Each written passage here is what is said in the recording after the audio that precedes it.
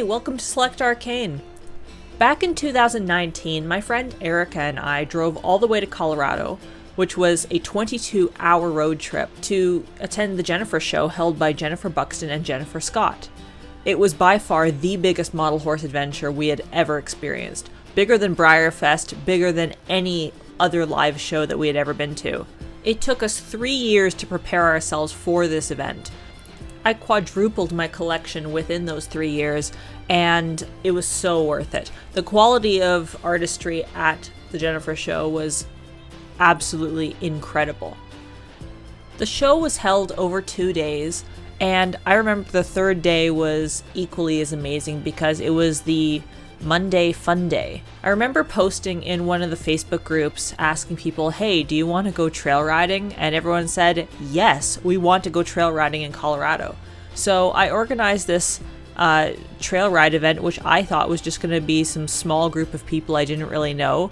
And turns out that some of the biggest hobby people ever came out and rode with us. Erica and I had this sort of inside joke going on while we were driving down. My collection is mostly solid colored horses, bays, chestnuts, grays, like solid colors. And Erica is all about the Pintos and Appaloosas. We were joking that, maybe I'll get some flashy looking, double dilute or something for the trail ride, and Erica will get some solid thing. And then we made this deal that we would paint these horses. So we bought little legs from Liesl Dolph, the sculptor, at the show, and lo and behold, Erica got this plain chestnut named JJ, and I got a fancy schmancy Palomino Pinto named Rerun. So here we are 2 years later, and Erica has already painted her JJ, a very handsome plain chestnut, and I have yet to paint my Rerun because I'm terrified of painting Palomino, to be quite honest. But here we are, so let's begin, shall we? As per usual, I started by sanding and filing down any raised seams. There were a few minor issues on this model, like a few bubbles here and there, and also the ears needed to be carved out. I used an X-Acto knife to do this, and I was very careful not to scratch the soft resin surface. The files I'm using are just diamond-coated files I got off of Amazon for like 20 bucks. The X-Acto knife was actually very helpful for this project because there was a lot of flash in hard-to-reach areas like between the legs and tail. After sanding and filing, he was off to the usual soap and water bath.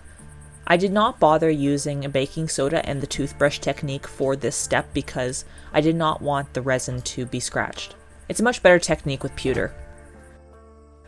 After his bath, he dried on a paper towel overnight, and the next day it was perfect priming weather. I set him down on the usual priming chair and set to work with gray Duplicolor primer. As you can see, I am batching my models, and there's a reason for this that I'll get into a bit later. I just do a light coat at the beginning, which hardly covers the model, and already I'm seeing issues like cat hairs, cobwebs, things I clearly did not see before he went outside. I remedied this with more filing, more sanding, and paying a little bit more attention to keeping my model clean. And after an off-camera bath in the sink again, he was back on the priming chair, ready for primer. This time I chose white primer because I had a deadline to reach. This guy is an extra for Heather Bullach's painting class for diluted colors. As I mentioned, I've never painted a Palomino before, so I thought this would be a very good opportunity to learn from the master. Therefore, I'm actually not going to tell you what colors I actually used. You'll just have to take Heather's class for yourself. And I do highly recommend it because I learned so much. The first layer was extremely rough, and by rough I mean one of the worst first layers I have ever seen myself do. For some reason, I cannot work with white mixed with a base color. Usually I'm okay with doing umbers or raw sienna or burnt sienna and just applying it straight to the model without having an issue. But because this is a totally new technique to me of adding in extra oils and mixing different kinds of colors together, the oil paint completely revolted on me and made it this thick, soupy, sticky mess. It felt like I was painting caramel onto a model, straight out of a hot pot. As you can see, it did not go over very well. Even after just the second layer, I was already thinking of stripping and starting over. My confidence got really low during this process. It was very difficult for me, and it was very frustrating because I was used to getting what I wanted in the first go. Luckily, I had Heather's guidance to help me, and she reassured that this was okay, so I just took a sanding sponge and went over the areas.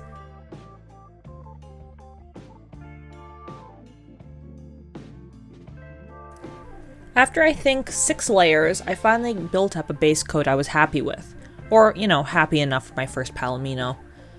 By this point, Heather's class had ended, and I was on my own, but of course I'm still able to ask Heather for any advice I need. To sketch in the pinto markings, I use a Prismacolor white pencil and lightly mark around the white parts. If I don't like a marking, I can just rub it out and start again. Once I was happy with my sketches, I moved over to the actual blocking of the white markings. When I was first starting out as a painter for model horses, I found this part the most challenging because I could not figure out the proper consistency of the paint to make white markings. It was either too thick and would leave streaks, or it was too runny and would beat up on the model and run off. It never seemed to work for me. At one point, I ran into a blog, and honestly, I cannot remember who mentioned this, but they came up with a recipe for the perfect white marking. They mentioned Golden Brand acrylics in white and titanium buff, mixed with a little bit of gesso and water to the consistency of milk. Over the years, I've used this technique, and honestly, I've omitted the gesso from this recipe, so I don't use it, but this is my way of creating the perfect white marking paint. Once it's the consistency of milk, and by that I mean something like 2% milk, I add it to the model. I use a thin brush, and I try to go as thinly as possible. If paint is beating up in your tray, that means it'll beat up on the model. It just means that you have too much water, so add more paint. Because pinto horses are not entirely white, they have kind of a beigey sheen to them, I use approximately 4 white drops to 1 titanium buff drop. That's approximate. You can add a bit more of whichever one you prefer. Add your water, stir, and just check the consistency. Make sure that there's not that much paint on the brush and apply to the model. This obviously does not build a lot of opacity. You'll still see the paint through the pone, and you'll kind of feel like, why isn't this going on? But honestly, take it very slowly. Build it up in very, very thin layers. And that's how you get a good white marking without streaks, without the hassle of sanding and starting over. The layers will eventually build up, and you will get a fully opaque white marking. This also works for Appaloosas if you use a very thin brush. Also to note, Golden Brand acrylics dry extremely shiny. Don't be discouraged by this, it's normal. Just finish your layers and spray with dull coat after to matte it out. It will blend nicely into the horse's coat. More or less, it takes me about 9 layers to build a pinto marking. Here we are, nearly at the finish line. White markings certainly do take a lot of time, especially for me, who's a very slow painter. I think he clocked in at probably 2 weeks worth of pinto markings, but not because I was, painting every day, it's just how it turned out.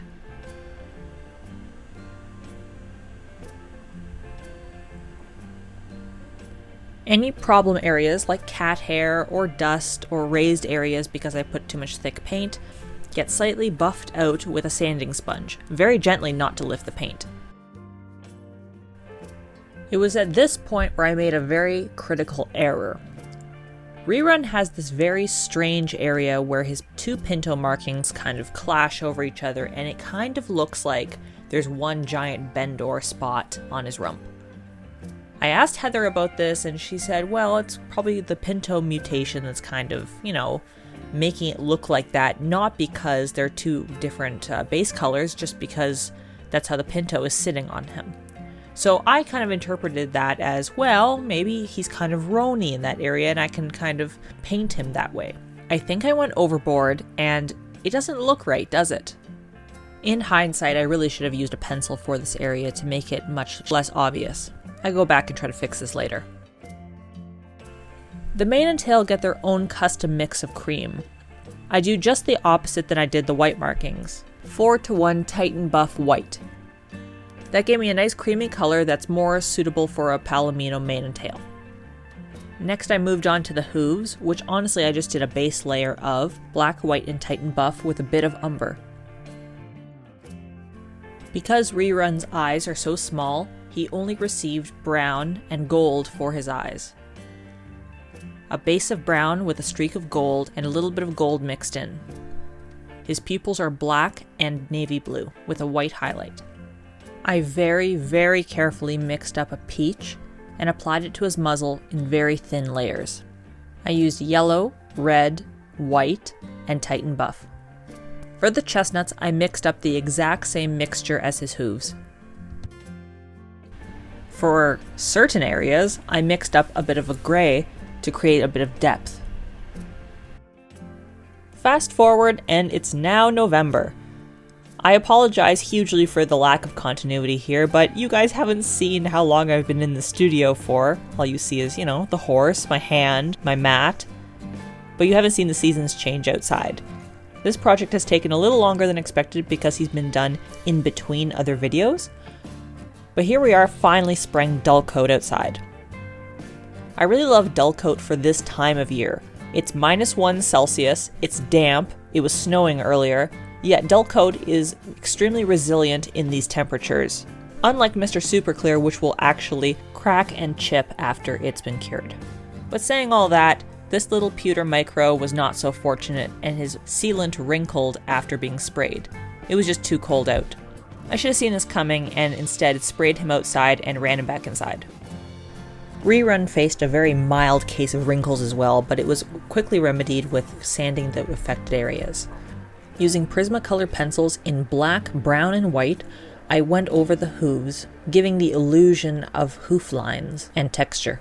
This model is so small that it just adds a little bit of depth without going to all the effort. I gave exactly the same treatment to the chestnuts. I find using black first makes it quite stark, but it kind of blends out when using brown next and then blending it all out together with white. If you need any more depth, you can go back over with brown. Not taking any more chances this time, I quickly ran out the door, sprayed, and brought him back in to cure in the cupboard.